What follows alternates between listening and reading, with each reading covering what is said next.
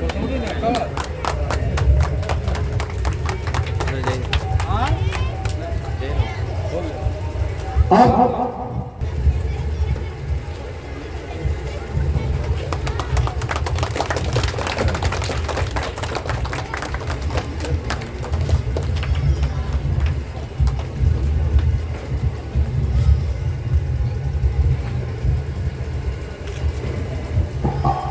यहाँ से वालेकुम वरहमतुल्लाह। यहाँ पे पहुँचे तमाम लोग, स्पेशली जो डाइस पे बैठे हुए हैं, जो हमारे गांव समाज के गार्जियंस वगैरह, मैक्सिमम लोग बहुत सारे हमसे बड़े हैं। तो इस एजुकेशनल प्रोग्राम में आप लोगों का मैं खैर मकदम और वेलकम करता हूँ। सबसे बड़ी बात ये है कि इन्होंने एजुकेशन पे जो प्रोग्राम रखा है परवेज हसन दानिश का, तो इनका मैं तहे दिल से शुक्रिया अदा करना चाहता हूँ कि गांव में आपने ये प्रोग्राम को रखा। यूजुअली लोग शहर स्टूडेंट्स ज़्यादा रहते हैं और एजुकेशनल एनवायरनमेंट वहाँ ज़्यादा होता है, तो लोग उधर इंस्टीट्यूट्स और कोचिंग इंस्टीट्यूट्स में ये सब प्रोग्राम रखते हैं, सो दैट कि उनका जो मकसद है आगे वो ज़्यादा कामयाब हो। लेकिन उन्होंने सबसे पहले चुना और गाँव में भी उन्होंने अपना गाँव चुना, परसौनी गाँव।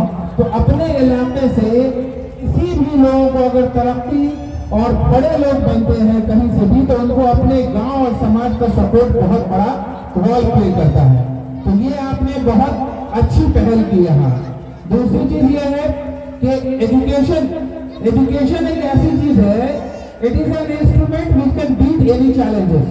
मतलब आपके अंदर अगर एजुकेशन है, शिक्षा है, तो दुनिया के किसी भी चैलेंज को, किसी भी मुकाबला को आप हरा सकते हैं। इस चीज को आप बिल्कुल ध्यान में बिठा लें। और यूजुअली हमारे गांव में और हमारे समाज में क्या होता है कि बच्चे जो है 7वीं 8वीं 9वीं क्लास तक पढ़ते हुए, आप गांव के कई गार्जियन लोग सब लोग बैठे हुए हैं, और जो 35 40 45 50 के एज में जो लोग हैं, आप खुद इस चीज को आप विटनेस करेंगे कि गांव के हर गार्जियन और हर लोग चाहते हैं कि मेरे बच्चे को एजुकेशन मिले और वो स्कूल जाए। चाहे वो सरकारी स्कूल में बोरा लेके ही लोग पहले क्यों नहीं जाते थे, सरकारी स्कूल में हर गार्जियन बच्चे को भेजते थे कि आप जाइए वहाँ एजुकेशन प्राप्त कीजिए, वहाँ एजुकेशन आप लीजिए।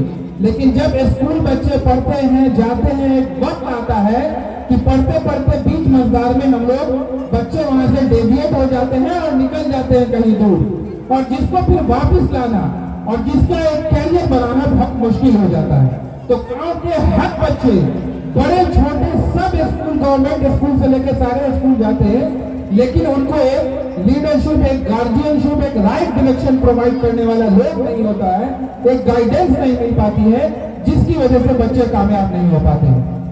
तो आप अगर नजर उठा के देखेंगे पिछले 5 साल 10 साल के कैरियर में, एक बच्चे स्कूल में एजुकेशन लेने के लिए गए, लेकिन कामयाब की अगर काउंटिंग करेंगे तो आपको 1 2 3 से ज्यादा एग्जाम्पल सेट करने वाले कोई लोग नहीं मिलेंगे कि ये पढ़ाई के दम पर इन्होंने अपना ये मुकाम हासिल किया है जो भी किया है। तो मेरी आप सभी गार्जियन से यही गुजारिश है कि बच्चे को हम पढ़ा तो रहे हैं, लेकिन पढ़ाने के बाद जो एक मुकाम हासिल करना चाहिए, एक स्टेप पहुंचना चाहिए, वहां से एक एग्जाम्पल लोगों के लिए सेट करे, वहां तक हमें पहुंचाने की जरूरत है। तो 10th के लिए यूजुअली लोग कहते हैं कि 10th जो है हमारा फर्स्ट स्टेज है, और 10th हमने कर लिया तो एक बड़ी कामयाबी हुई। 10th तो आपकी शुरुआत, ये कहूंगा, अगर आपने 10th किया है तो वहां से आपके कैरियर की शुरुआत हुई है। मैं दिल्ली में रहा हूं 10 साल, और मैं इतनी कम उम्र में 7-8 कंट्रीज में रहा हूं। I have been to several countries, और मेरी हायर एजुकेशन भी सिंगापुर से हुई है, विक्टोरिया इंटरनेशनल कॉलेज से। तो मैं अपना थोड़ा एक्सपीरियंस मैं शेयर करना चाहता हूँ कि लोग जो है, मैं देखता हूँ कि 10th और ज्यादा 12th करने के बाद अगर उनको सही डायरेक्शन नहीं मिला, सही मशवरा नहीं मिला, तो वही लोग 12th के बाद ही IAS IPS भी बनते हैं, और वही लोग 12th के बाद भी एक IIT इंजीनियर भी बनते हैं, और मशवरा सही नहीं मिला तो वही लोग पान की दुकान भी खोलते हैं। इसको भी आप यकीन मानिएगा। अच्छी फैमिली के लोग, अच्छे इंजीनियर को मैंने बिरयानी की दुकान खोलते हुए देखा है। तो उनको कहीं ना कहीं एक जो डायरेक्शन चाहिए, वो डायरेक्शन की कमी होती है। तो परवेज एवं दानिश बाबू ने जो ये प्रोग्राम स्टार्ट किया है, मुझे लग रहा है कि ये बहुत बड़ा क्रांतिकारी प्रोग्राम है। जो हमारे स्टूडेंट्स जिनको एक लेवल पे जाके उनको एक फिक्स कोई भी जॉब या कोई ऐसी चीजें मिले जहां से उनका घर परिवार बिना ज्यादा पेन लिए हुए, बिना दर्द लिए हुए आप अपने घर परिवार को चला सकते हैं। तो ये 10th के बाद से ही ये सारे प्रोग्राम आप वहां सेटल कर सकते हैं, ऐसी पढ़ाई कर सकते हैं। तो गवर्नमेंट की स्कीम है, तो उसके बाद मैं यही कहूंगा कि मैं मेडिकल फैकल्टी से आता हूं और मैं मेडिकल के बहुत सारे कोर्सेज यहाँ देखा है। मैं नहीं कहता हूँ कि इंजीनियर बुरे होते हैं, मैं नहीं कहता हूँ कि कोई भी चीजें, लेकिन अगर मेडिकल एजुकेशन से अगर आप जुड़ रहे हैं, जो मैक्सिमम इसमें मैं देख रहा हूँ, तो आप जो है 2-3 साल में आप उतना कामयाब हो जाते हैं कि आप अपना घर भर को एक अच्छे तरीके से, इज्जत तरीके से आप गुजार सकते हैं। तो मैं यही कहूंगा कि एक तो गवर्नमेंट का सपोर्ट है, हमारी घर बिक जाए, हमारी घरानी बिक जाए, हमारे खेत बिक जाए, लेकिन अगर अच्छी एजुकेशन देंगे और अच्छे पोस्ट पे पहुंचेगा तो उस खेत और उस घरानी का 50 गुना एक दिन में और एक मिनट में खरीद सकते हैं। तो सब चीज को कुर्बानी देते हुए अल्लाह के वास्ते बच्चे को अच्छी एजुकेशन दिला दें। अच्छी एजुकेशन आप दिला देंगे, हमेशा आपका सर फख्र से ऊंचा रहेगा। 50 से ज्यादा डॉक्टर उन्होंने इंडिया में अपनी कंपनी के थ्रू बनाया है। तो यही हमारे लिए डेवलपमेंट का काम है, यही हमारे लिए एक समाज के लिए बड़ा काम है। तो मैं यही कहूंगा कि डायरेक्शन बहुत इंपॉर्टेंट है। मैं बार बार इस चीज को फोकस करूंगा कि एक छोटी सी कहानी में बता दूं कि डायरेक्शन और गार्जियनशिप का कितना बड़ा रोल है।